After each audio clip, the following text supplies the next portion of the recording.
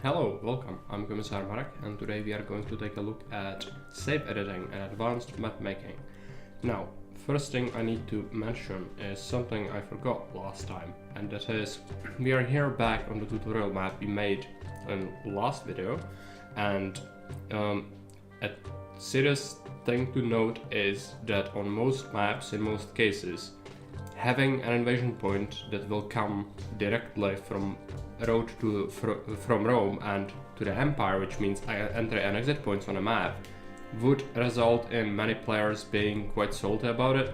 It is fairly common on some maps, but needs to be justified because what happens is people will think that this is safe and they will build up their industry basically adjacent to it, and if they just get attacked from there, then they instantly lose all their industry, which could result in quick loss of the city and the map. So it can lead to frustration. So if you do it, make sure that you either hint at it with the instructions or have a very good reason for it. The invasions by Caesar also arrive from entry point onto the map, but that's a different thing because the player can influence wherever that happens, and that's on them basically. But you will be seen as cruel and mean if you don't hint at all and you just have it happen, because people will usually build up their industry adjacent to that, especially import industry, because I should mention this since not everyone might know this, but caravan behavior is that they will enter a map or from the entry point, which is right here.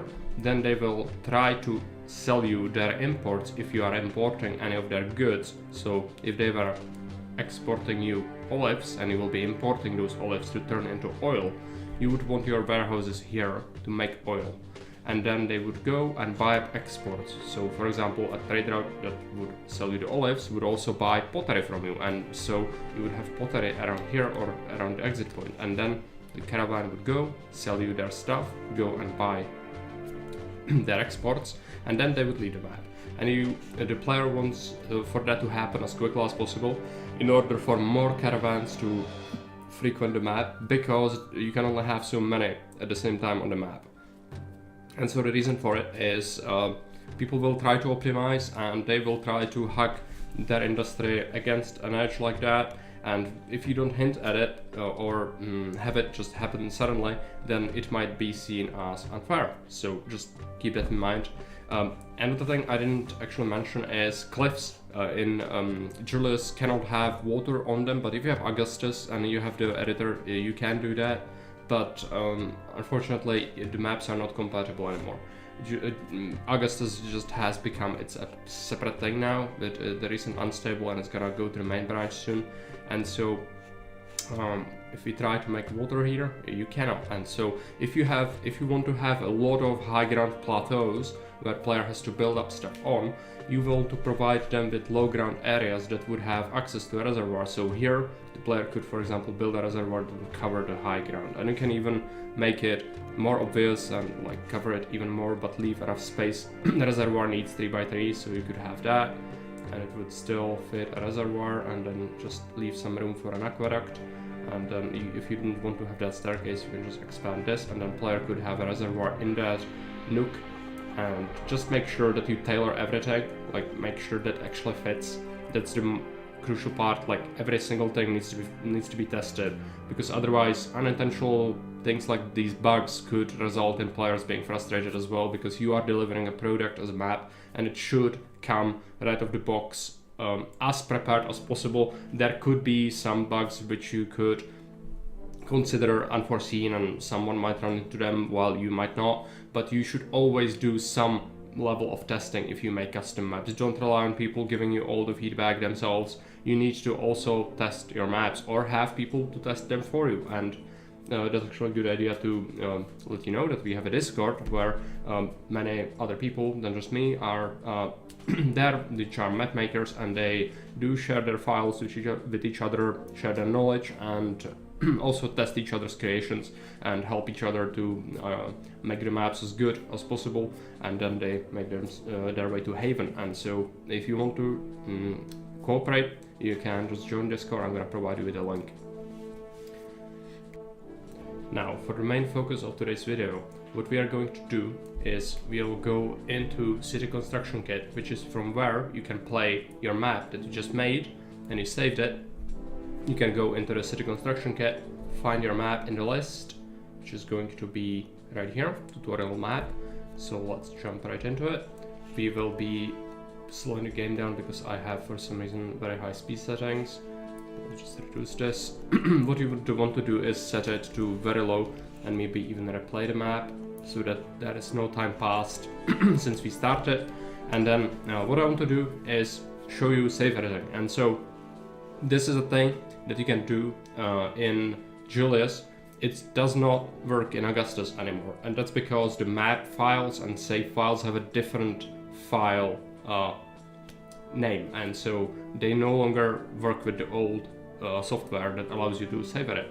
But for Julius and basic maps in it, it works quite well. It allows you to do so many more things, and that's the key defining feature of many maps is the stuff you do with save editing. And so last time we took a look at the basics, and now we can take a look at what you can do with the additional software. And so, as an example, what we might want to do is, for example, go and build a couple of forums pre-placed on a map. And so we'll be building a forum here, and for example, a forum here to incentivize people actually using these areas for what we want. And we want people to not be able to build more forums than these two, and that's gonna result in people having to build around them if they want to provide taxation to people. And so this is a northern map, so we don't need prefects, we'll just build engineers. And then if we wanted to also not have small temples, sorry for that, it's not supposed to be series. Just note that we are currently spending players' money, which we said before, and so it's crucial that you set it so you start with some more money. You can also do the vel cheat. If you have vels allowed, you can do Alt K and then add denarii. It adds 1,000 per click. You can find, if you type in CZ3 vel cheat, it's gonna show you how to do it. And it's basically only useful for this, but you can make it so that you get extra denarii from the start with that. And you would be having that as your investment, because you are currently spending players' money. So unless you want him to start with less, you want to offset that so it doesn't feel unfair. So we start with some small temples and forums, and let's create a save. So we'll go into this menu, we'll save the game, and this is gonna be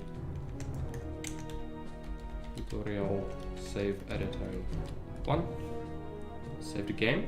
Now we'll leave the empire, and this is where our files are. And so on the right side you can see this is my CZ3 folder. It's currently very bloated. You can see there's Augustus in there's a whole bunch of stuff, but you can ignore that. The most important thing you need to realize is you will have all your files that you made in the actual editor in here, and they are going to be called the map name .map, and that's how it's called, and that's how the map works. And if you want to save edit a map, you need to create a save file, because that's why it's called save editing, because it needs a save file to edit it, and it cannot modify a map file. The only bad thing about this is people will have to play your map as a save file. They will just have to load a save. They cannot see it in the City Construction Kit, but it allows you to do many more things, and so it's useful. So in most cases you should be using it to provide extra challenge and everything. And so we can find our map, so tutorial map 1, which is here, but that's the map file. And if you want the save file, you can just search for it. I have a lot of save files. Tutorial save editing 1. So what we want to do is we will copy this.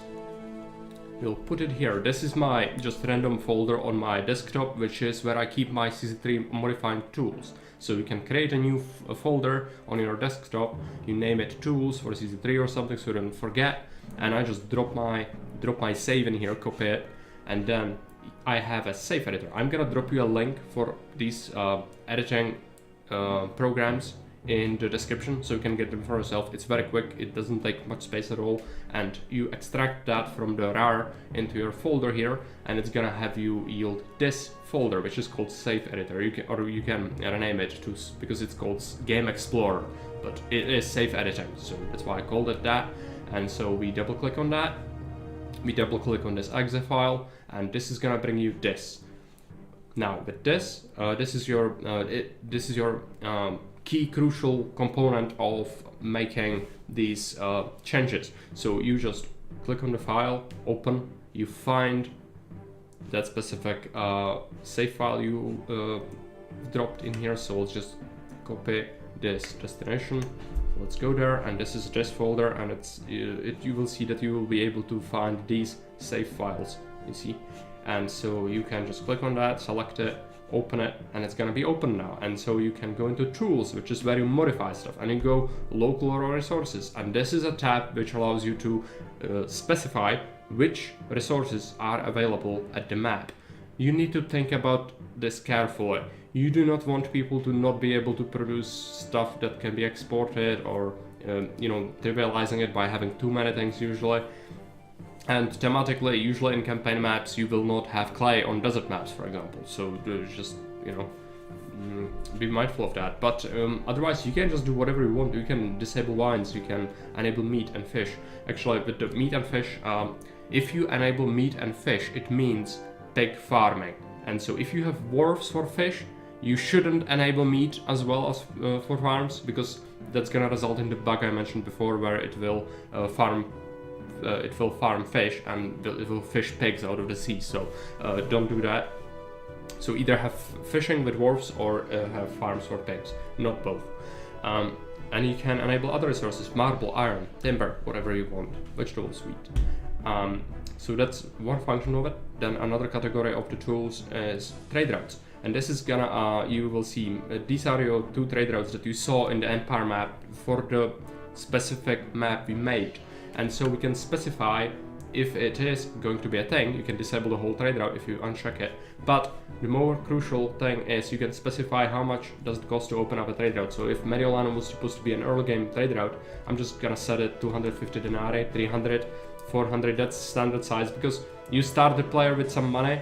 And so if you want a starting trade route to be expensive, like have it 1,000 denarii, then might as well just not give the player 1,000 and just make it open from the start. Like, it's pointless to have the first one be expensive. So you should just make it cheap, and then gradually, if you have more, just make them more expensive. So if it's really important to get this one later, but you want it to be really a goal, you can set it to like 2,500. That's completely fine. Now, we'll take a look at trade prices as well. This is great because this allows you to modify, this allows you to modify starting prices on the map of each good for imports and exports initially and without any event span. So you don't need to do the price changes in the actual editor, in the events, because that's really annoying. Like, people will start the map and then in year 1 they will have like 15 changes of prices. That's not good. Instead, you want to use this. So you can, for example, make it so that wheat is exported for 50, and if you buy it you also pay 50, or you pay more, you pay 75 if you import it. But it would make wheat desirable export if you have quota for it, and so this is how you could do it. You could make something more valuable or less valuable. It's usually recommended to drop the initial prices on processed goods by like 20 denarii. Raw goods you can keep the same because they are already kind of a stretch on most maps in terms of how valuable they are, but processed goods are really valuable, and so you can start the map with -20 to price of something and it would still be worthwhile making. You can calculate how much something is worth, by the way. Not only if you need to import stuff, you need to factor the price of the imported good in, but if you want to know how much player would spend to make something, you could say that for each 10 people employed in your city, you are going to pay what have you specified in the labor management tab as wages. And so it starts at 30 denarii in each map. And so that means that a workshop that employs 10 people, you are paying this workshop staff, these 10 people, 30 denarii per year.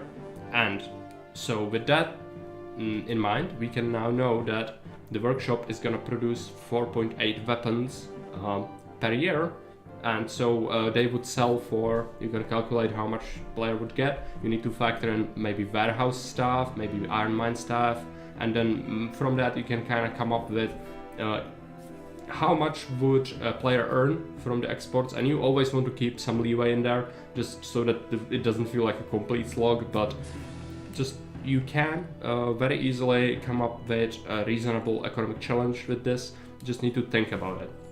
And so this is where you can modify the prices. Very useful.